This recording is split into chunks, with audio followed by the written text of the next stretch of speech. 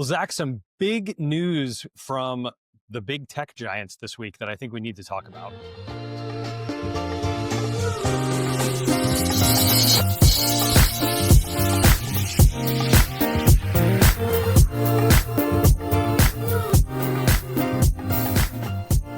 Gabe, I love when we talk about the big news from the big tech giants because there's always something happening. And of course, this happens to involve Google and Apple, or not so much Apple, but they're going to be part of this conversation, of course. Well, I think they have to be part of it, whether they want to be or not, because the news this week, Zach, why don't you share some of the details about what got announced this week with some of the Google lawsuits that have been going on, and kind of let's talk a little bit about what we think this means for tech and moving forward. Let's talk about what's happening before we talk about what we think. But the big story here is the antitrust suit with Google. They no longer have to divest and separate themselves from the Chrome browser. And then with that, there's a little bit of a rule here where Google was paying Apple to be the default on iOS and all the Apple devices. And there was some an obscene amount of money too. I forget what the exact dollar amount, but it was in the billions, insane. right? Yeah, like exactly. Tens of billions. But there was some question around whether or not that would hold up. And it turns out, I'm not a lawyer, but yes, but there can't be these, exclusive contracts per se, but they can continue to pay companies to have that default integration within their devices. So that's kind of the news from Google and Apple this week. Gabe, what do you think about this? Because my first thought was, if I buy a new iPhone next week, which I might. It's September 9th, I think, is the big event, right? Yeah, that might actually be the time to buy it. So yeah, perfect timing. Yeah, if I buy, the first thing I would do if it was a new iPhone would be to make sure I'm on Google, right? But I don't know, Gabe. Is that just me or? I feel like that's the vast majority of people. I mean, the fact is Google gives you a really good search experience. So why am I going to move away from that? And as we've talked about before, Zach, as they've integrated AI into their search experience, it's gotten really, really good. And AI mode search is frankly fantastic. So if it's a good experience, I'm probably not going to move away from it. But it is interesting that it opens up these opportunities for other search engines, which I loved it so much as we were prepping for this, Zach, that you didn't even know what the names of some of those other search engines were. I totally butchered the name of it. You did. You really did. I'm going to be crying just thinking about that again, but it wasn't even so close. Great. It was so great. Well, but it brings us to another interesting topic, and this is something that you've brought up before too, is if you had, stepping away from search as an example, because I do think most people are probably going to default into Google. It covers, what's their market share? Like 80 something percent. Bing is a small percentage, and then it's, tiny percentages after that. But if you had the ability to choose a particular AI engine, would you continue to work with a specific engine, or would you go multiple different engines to, based on the specific use case that you were looking to do? And I see a lot of that of this AI model's best for this, or this is best for this. But when I think about what's integrated into your phone, I go back to who's using this, who's the common user, who's your average iPhone user. And there's a couple points that I want to circle back to with this. But Gabe, you mentioned the search experience. And I don't know, I was going to push back on you a little bit on that, but you kind of corrected yourself with, you have Google Search, you have Google Gemini, kind of all integrated into one. Mm-hmm. And that's the experience I want to focus on. If I want to focus on this holistic experience, it makes the most sense for me to, stick with Gemini. I made the joke before the podcast started here because I love talking about Apple Intelligence. As I'm not an Apple fanboy, but I'll point out, flaws. But we've talked about the good products and the bad products. I know the AirPods are your least favorite Apple product as you're wearing them, but I'm struggling to keep them in. But yeah, exactly. As we talk about Apple Intelligence, there was some news this week as well about additional Apple engineers and scientists who have left the company for these other AI companies, including Meta. And one of the best comments on Reddit was, isn't Apple's best AI engineer the equivalent of like a janitor in like the AI superintelligence lab? And I thought it's funny that that's the sentiment around Apple Intelligence. But going back to who's your common user, me as the common user, I would love to just, I shouldn't say I'm a common user, but me as the average iPhone user, I would pick Google Search and Google Gemini, hand in hand on my new phone. Given the opportunity, Siri would be the first thing I remove from my phone. And Gabe, I did we're going to talk about all the hot takes today, but I did, kind of present the question to you a few minutes ago of how big of an asset is Siri to Apple? Is this something that they could or would cut their losses on and say, okay, we're going to allow everyone to either pick their AI engine or, pick the voice assistant. Maybe it's Siri, maybe it's not. Or they just, I'm curious to see where this goes because all of this coming together and going back to something we want to talk about here in the episode, I think this ties back into the customer experience. Who has that stickiness? Who's giving you that ideal user experience? And right now, that's Google. They are the big player. I will say, about a year ago, when I think it was when Gemini was named something else, but kind of the early days of Google's AI, there was some questions about, oh, is this really that good? Are they Hmm. fumbling here now? But I've got to say, I'm very impressed. I continue to increase my usage of Gemini. And Gabe, that's where I'm at on the whole, customer experience. Is I found a product that's and a product and a service that's sticky, meets all my needs as a consumer, and overall is integrated into the apps I already use and is providing a great experience. The cost for me to leave Gemini and go to something like ChatGPT Perplexity, I mean, it's just not worth it. Yeah, which is crazy to say because there really isn't. I mean, these all have free versions, so Hmm. yes, there are paid versions too, but it is wild that even in a free situation, and this is frankly why Google search has been such a moat forever. It's because the experience is really good, and they're doing the same thing with Gemini. And yeah, it's going to be interesting to see how this all plays out. And you're right, whether that means that Apple moves away from Siri as an application on the phone. It's funny. I finally upgraded my laptop. Zach, you've been hammering on me for this for Why years. why did we not open with this? Everyone, I could not be more excited to announce that Gabe Peterson has not only asked me 3 Excel questions in the past week, but he has also switched to a Mac. I have switched to a Mac, which is why I had to ask you the 3 Excel questions. And I said this on a call. I said it to you, and I said it on a call with a bunch of my colleagues yesterday. It was the worst day of my life because I had to reach out and ask you an Excel question, and I just felt it just made me feel sad. It made me Oh, feel less it than, man. I'm not it gonna lie.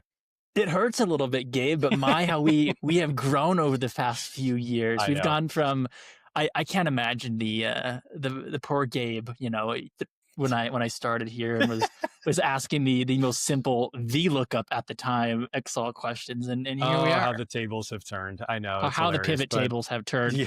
Um, Oh, that on was such that a bad joke. terrible note, Yes.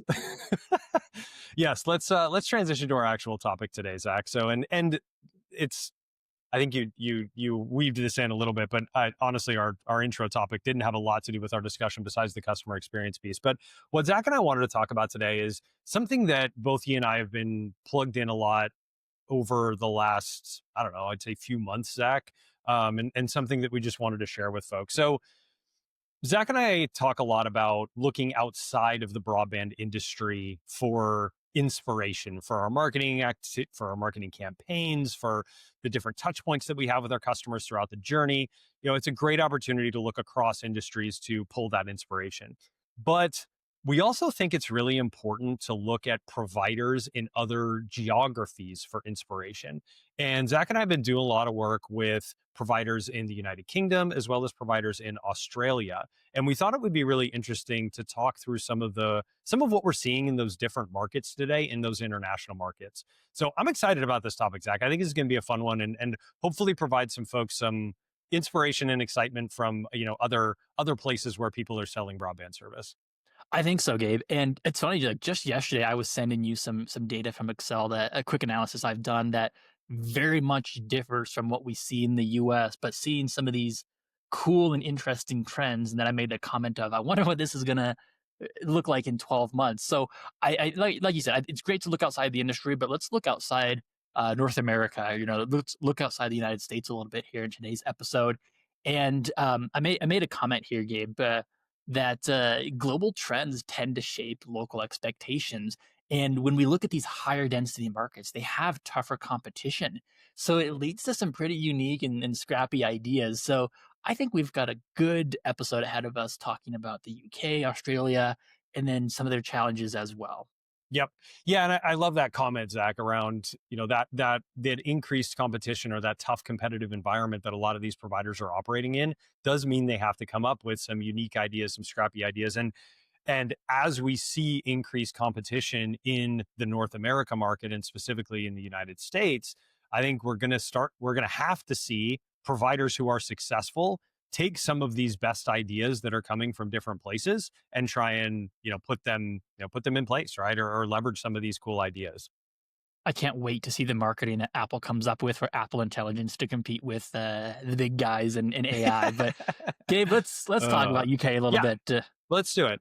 So I felt like it would be good to provide a little bit of a kind of primer, so to speak, around both the UK market and the Australia market. So just we're going to throw some of these terms around, but I just wanted to again kind of provide that primer. So in the United Kingdom, what we see or what we hear a lot is customers talked about as alt nets. And these are typically providers that are building fiber of their own. So they're going in, and many of these are in rural or underserved areas, which I thought was interesting. That sort of sounds familiar with a lot of the customers that we work with, going into underserved areas or rural areas. And that's what you're seeing a lot with the alt nets in the United Kingdom as well. And the inverse of that, you've obviously got the really big providers like British Telecom and some of those folks as well. But then you also have in the UK open access providers. And that is something that we have in the US too. But I would say, Zach, and I'd be curious to hear your perspective on this, but this is something that is still not widely adopted in the United States market. It is something that's growing, but is not something that is pervasively everywhere. Yeah, I agree, Gabe. You have a lot of these private investments or often, municipalities as well that come out, they build the networks and the providers can then sign up or, offer service on that network without actually owning said network. So there's obviously a little bit different margin there as well. Hmm. But I feel like you see a lot more of this in some of the major metro areas as well. We don't often see this in, rural America. Yeah, not as much in rural. I think that's true, and that's true. Obviously, there's a lot more density in the UK, so it makes sense to have these open access providers in certain areas of Australia around some of the larger cities. It makes sense for this too, but the open access providers, just to be really clear, as Zach said, they're building the network, so the providers are just selling over the top of it. So there is very little differentiation from a product perspective because the products are all very very similar, and this is what creates really that unique competitive environment.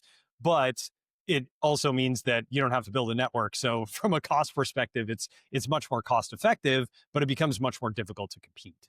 And I have more to say on this probably later in the episode here, Gabe. But within the open access model, I think what you commonly see though is the price for the speed, right? The price for the gigabit per second or the megabits per second. But I think that's the most common. I mean, you go to these websites and just a list of providers with their speed and price. And I think that's one of the big problems we talk about is that commoditization of broadband. Hmm. And you as the consumer now seeing this massive list of competitors, what's in it for me? Who do I pick? That it's that whole story.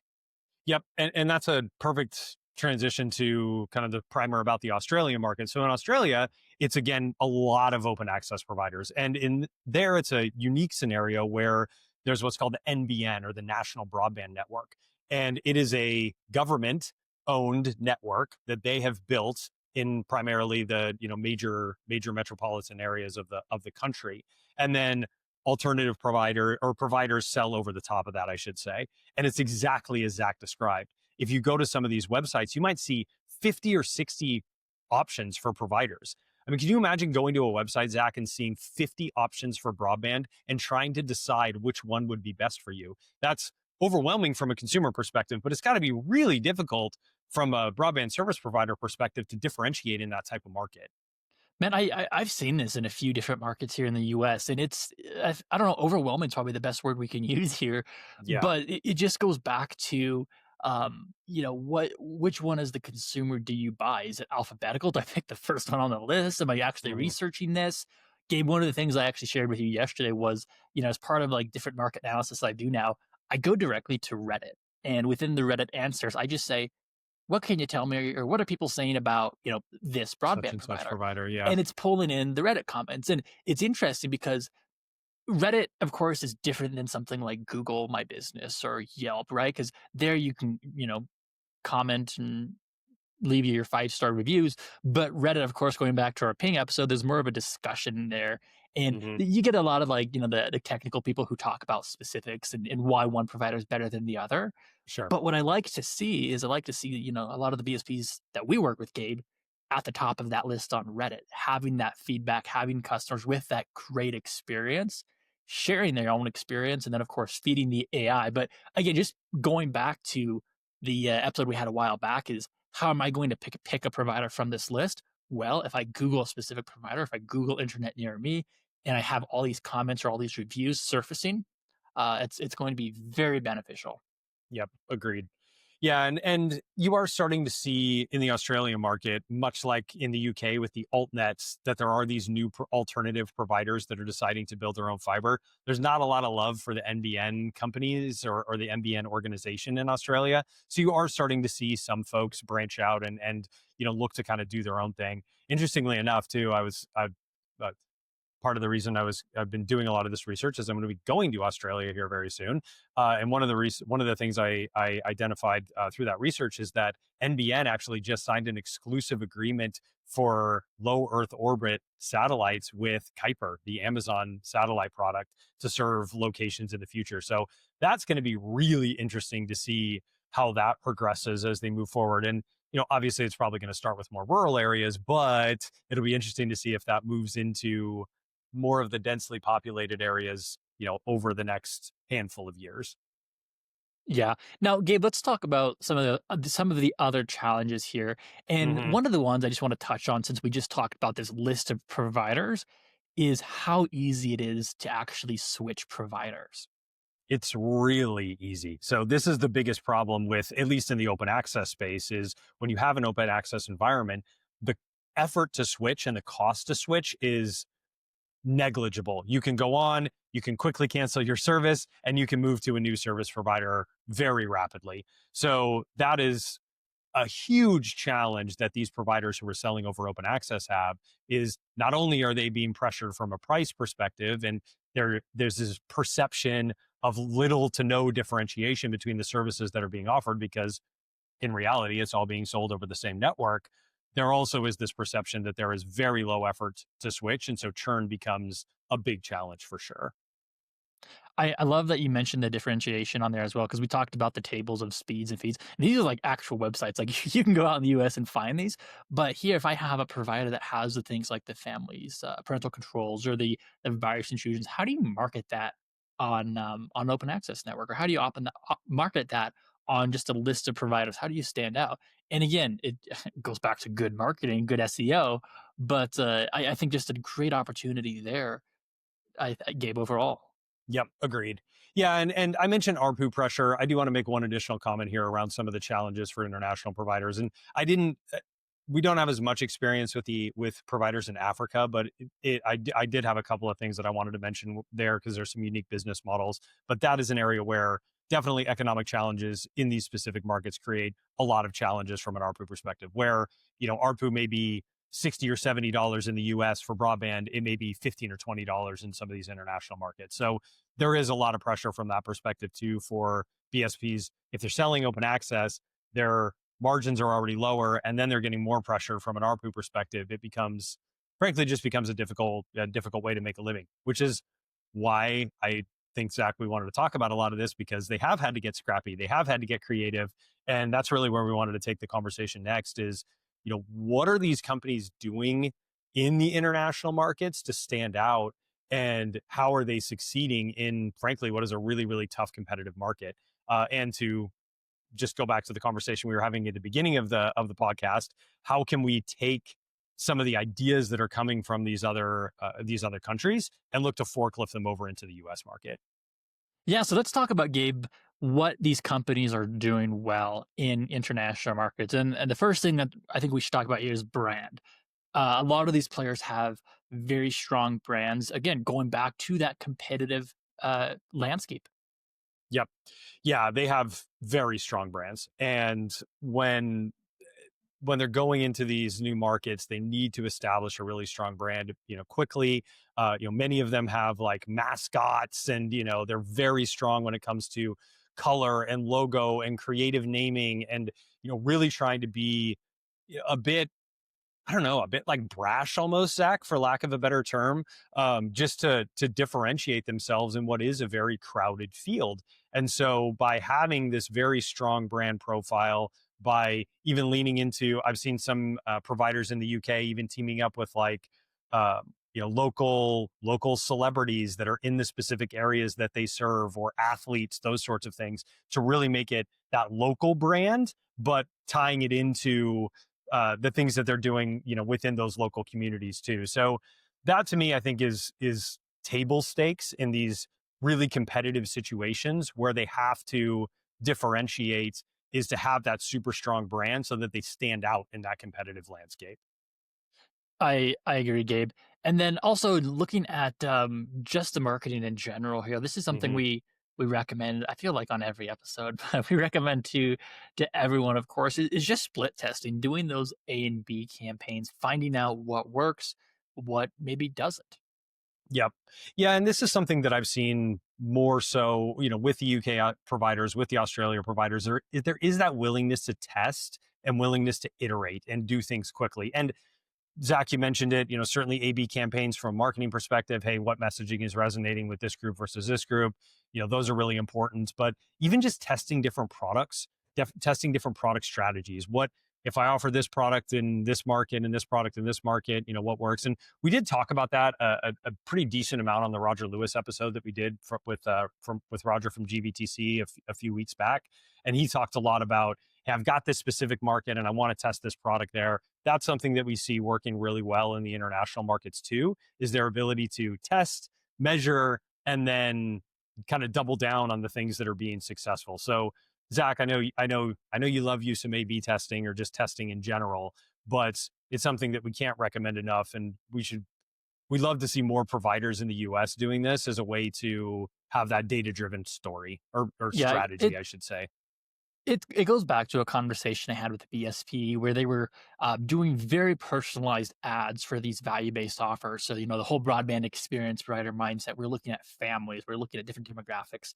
But one of the things they had a question on was, is it better to do like an ad with just an image, or should like we put some text on there? Or how should we format this? And I said, I don't have an answer because there's only one way we can find out in your market. Could I make a blanket statement as a marketer and say, hey, you should do this ad only? Yes, I could.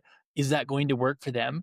Probably not. What's that approach? And I think, the key there, Gabe, is just the personalization. It doesn't have to just be the marketing itself. You mentioned the product. Is there a specific product that might work best in one area of your market versus another, or a specific demographic? I mean, you can split test all the way down, see what those take rates look like, see what those results look like, measure and adapt. Yep, absolutely. Yeah, it's a great. I love that, and you're right. I mean, I think, I think that's part of the reason why a lot of this testing stuff doesn't get used as frequently, is because people don't like to say that they don't know. But the reality is we don't know, and sometimes we do have to test things to see what's actually going to be successful. Yes, we may have some intuition based on previous campaigns we've run before, or different things that we've done, but it's so important to actually test, see the data, and make sure that we're understanding what's happening with our customers. Gabe, going back to the podcast, we tested different topics. We know what topics perform better than others now. Yep, And has that changed how we do episodes, or how we have launched or go to market with our product? Absolutely. Every absolutely. every week we Yes. do this. Yep, absolutely. The other piece, Zach, here that is really, really critical for these providers is there is a real relentless focus on the customer journey and thinking about the efficiency around all of these different touch points that happen throughout the journey. And specifically at the beginning, trying to make that onboarding process as frictionless as possible. Oh my gosh, Gabe, I've got to talk about this because just before this podcast, I was doing an analysis of a buyer flow for a customer overseas. And one of the first things I go through this process with this demo address they gave me. And I thought, man, that was easy, like suspiciously easy. So I had to like backtrack and like, again, like focus more on like details. And again, I get to the end and I'm like, yeah, I'm struggling to come up with like suggestions or complaints or points of friction Mm. because of how seamless this process was. But if I go to any BSP in the United States, oh my gosh, I do not enjoy being in most of those buyer flows. There's so much that could be done there. But For the sure. frictionless, focus, the intense focus on the customer journey, um, it was super easy for me to hypothetically buy service for that from that specific company. Well, and in a situation where you've got 50 other providers that are effectively offering the same things, that becomes a Hmm. competitive differentiator, including things like I don't want to have a technician come out to my house to do the installation. I just want to do it myself. And I know there's this big debate that happens in our industry of white glove versus non-white glove and what that means and is it a premium service if I'm asking the customer to do it myself? It doesn't matter. What matters is the customer's perception and what they want to do. If they Hmm. perceive that by being able to turn it up quickly on their own, that is a quote unquote premium service, then that's the perception that matters. Yes, there is going to be a group of people who want somebody to come out and do the work for them and are going to be willing to wait for it. But this it's so important to meet people where they are in this situation and use that as a way to differentiate uh, between the different competitors that you might be operating against. Gabe, you're gonna have to hold me back for the next minute here because we're gonna talk about this from a different angle now. But we just really talked about the national broadband network or these open access networks. We spent quite a bit of time on that, and I'm sure we have quite a few listeners thinking, oh, I don't have that, or I'm not in that situation, or I'm the only one with fiber to that house, so on, so on. Great.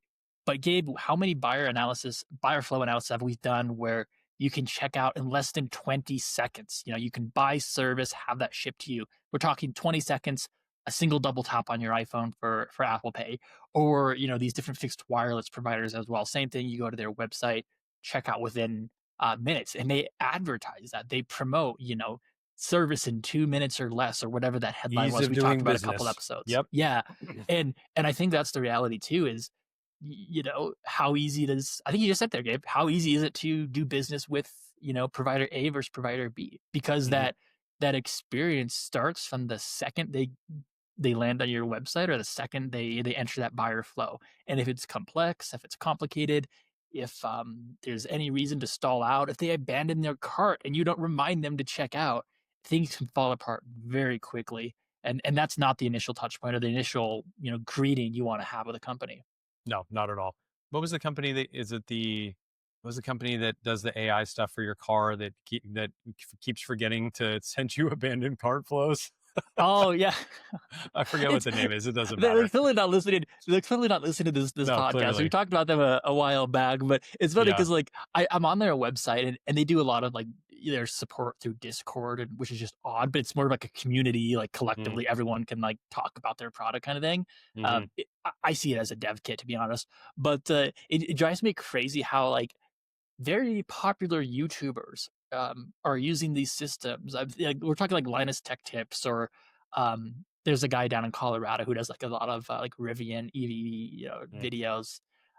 Forget his name actually. Out of spec. That's what his channel was. But anyway, I love these, and everyone's using them, talking about them. But this company's doing zero marketing, and I think I understand why to a point. I mentioned it's kind of like a dev kit, but it just drives me crazy that if they would nudge me, the chances of me buying would increase dramatically. But enough Yes. with that. I've ranted enough Yes. about that company and Apple for one. But let's talk about value added services because again, going back to the open access network, how do we Mhm. differentiate? I think Yeah, and the big thing here, Gabe, is just the lifestyle branding that we always talk about, right? Is huge. Focusing on broadband as a lifestyle enabler.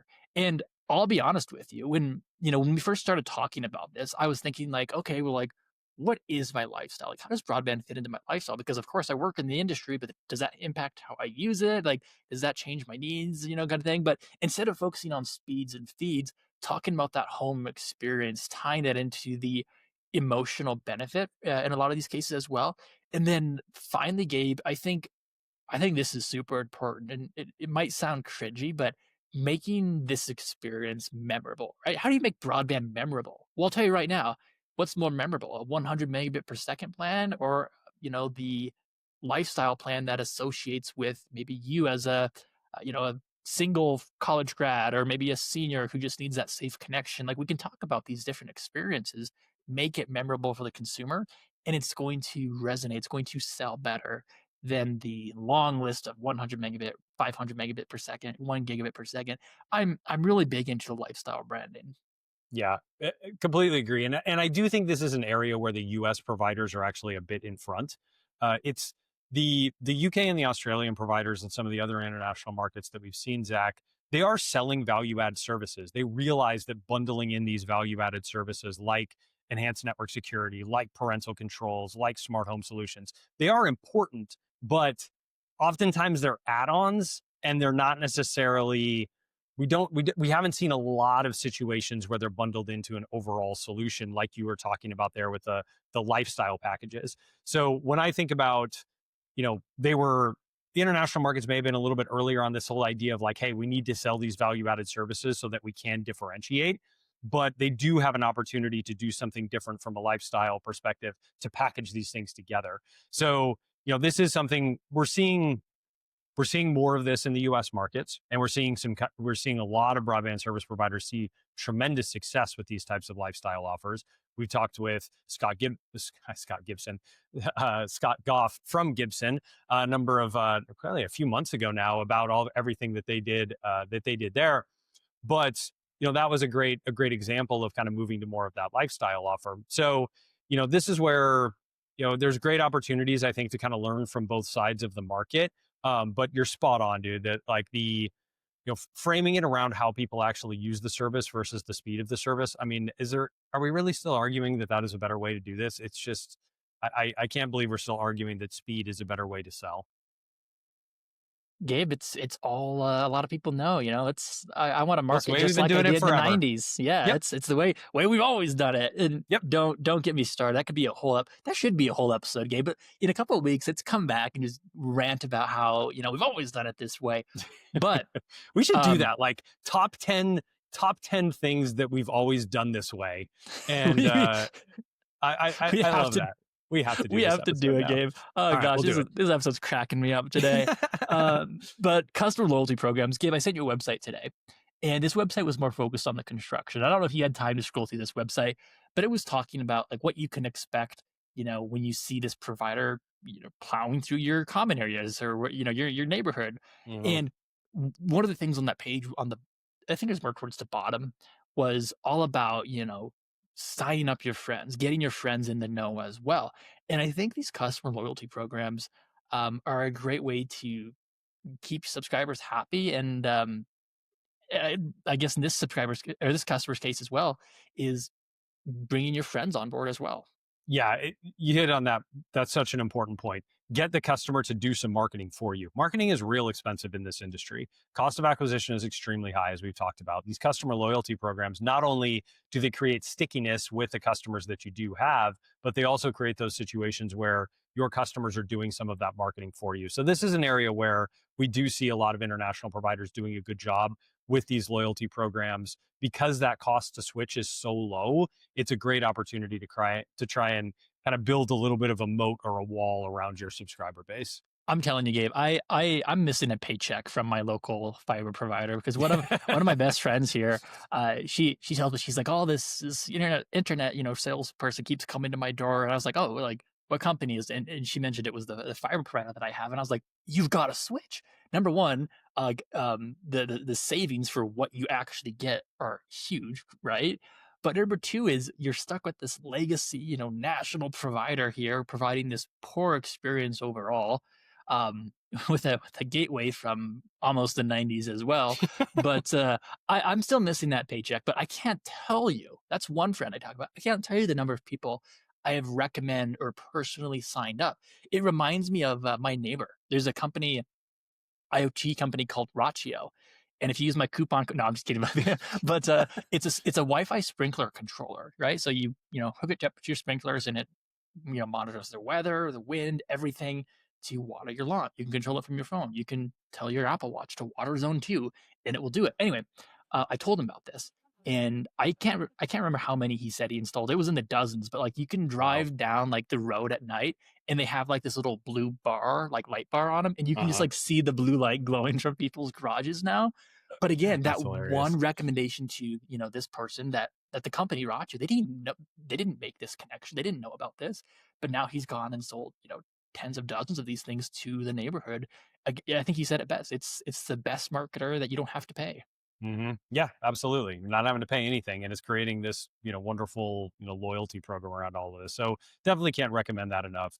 So the last point I wanted to make here, and this is really about being flexible, and this is a little bit of an out there use case, Zach, but this is something that came up in a conversation I was having with some providers that are serving Africa, and very unique challenges there for sure, from both a technological perspective as well as an economic perspective. But one of the things that they mentioned was that they actually sell internet by the day. And so people will buy internet on Tuesday, and they'll buy it on Friday, and they'll buy it on Sunday, but they won't buy it the other days of the week. And I just started thinking about how tightly integrated all of the systems have to be in order to make that work, where somebody can purchase it, it automatically gets turned on, it automatically gets turned off, and then when they want to purchase it again, they go through that same process all over again. And that's a complex system. There's a lot of technology that's built around that, but it just reminded me that there's so many different ways of doing things, and being flexible in the solutions that you're bringing to your customers is so important in these highly competitive markets where you have to do something unique to stand out. And I loved that story, and I thought it was such an interesting way to sell broadband service. It was wild to me. I'm trying to think of what day I would not buy internet or what days, and I'll be honest, I'm struggling, and I also, to your point, I know for a fact my BSP would not be able to accommodate that kind of scenario. No, there's no way. Most people wouldn't, but it's also true of other companies, tech companies in these regions. So Spotify does the same thing. It's a situation where you might buy, rather than paying a monthly fee for Spotify, you're going to buy it on specific days. Now, I guess you'd probably have to align the internet purchase to the Spotify purchase as well, which is sort of interesting. But it's just understanding the markets that you serve and being able to approach them with something that actually meets their needs and be flexible in that, I think, is really important. And that's something that I think we can all learn from some of these international providers who are having to be a bit creative about how they're selling these solutions. Gabe, I think that's a great place to end the podcast. But I mean, the highlights here, just looking at these competitive landscapes, they have kind of forced these BSPs and international regions to get creative, and there's a lot of lessons here that I think we can take into the U.S. market, or even some of these other providers might take from the U.S. market. But so much to learn here. Yeah, for sure. And I think that's exactly it, Zach. To go back to the top of this conversation, Zach and I talk a lot about taking inspiration from other industries, and I think that's really important. But this is a great there's also great opportunities to look outside of our little, US space and what we're doing to these situations where you hit it spot on, Zach. They're highly competitive markets, and so they're forced to do things in a different way. And, are we ever going to end up in a situation that looks exactly like that in the US market? Maybe, maybe not. But we are certainly getting more competitive in the US market. There's more competitors coming every day, just different situations that are popping up. So it's a great opportunity for US providers to get creative, look at some of the things that providers in the UK are doing, providers in Australia are doing, look up those alt nets, look at the providers that are on the NBN, and see what they're doing from a branding perspective, what they're doing from a packaging perspective, to see if there's anything that you could forklift over into your business. Absolutely. And Gabe, I think one thing just to touch there is with the additional funding opportunities within the U.S. now, and international regions as well. Again, more pressure, more competition. So it's a great way to start to look a little bit outside of the box. Yep, absolutely. All right. Well, thank you everyone for tuning in to Buffering. And if you enjoyed this episode, don't forget to follow us on your favorite podcast app and to share it with your friends and colleagues. And for more insights and updates, be sure to connect with Gabe and I on LinkedIn.